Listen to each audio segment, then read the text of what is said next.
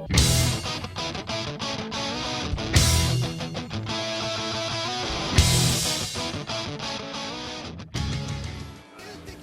küsid, miks Levi?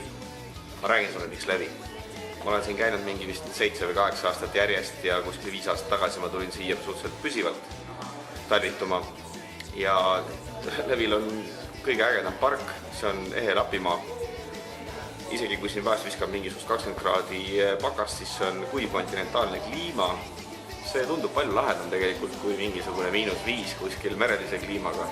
Siis Levil ei ole kõige kõrgem tipp Lapimaal, aga ta on puupiiri sees, mis tähendab seda, et kui tihtipeale puu piirist kõrgemal, seal kiilaka tipu otsas pühib hirmus tuul, siis Levil on alati tuulegarantii, et siin alati suudab metsa vahel sõita ja su suusapuhkus ei lähe aia taha. Miks veebruar? Veebruar on suurepärane ajastus, sest soomlaste suusapuhkused algavad veebruari teine pool ja see tähendab seda, et hinnad on meil suhteliselt soodsad. Suured külmad, mis on tavaliselt detsembri ja jaanuari teema, on ümber, polaaröö on läbi, ehk valgust on palju ja päev on pikk. Ehk selles mõttes nagu sa saad maksimaalselt minimaalse raha eest.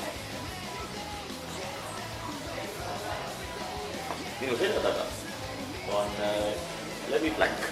See on maailmakarika etapi korraldamise nõlv. Maailmakarika turnee algab Levilt novembrikuus, kus mujal mitte kuskil ei ole lund. Siin on lumegarantii olemas. Ja sealt mustast nõlvast nad siis tirina alla tulevad. Tšeki viiti, ma sõidan siit Kondliga üles ja lähen teen veel õhtuse tiirupargis. Kohe läheb mägi kinni ja algab afterski.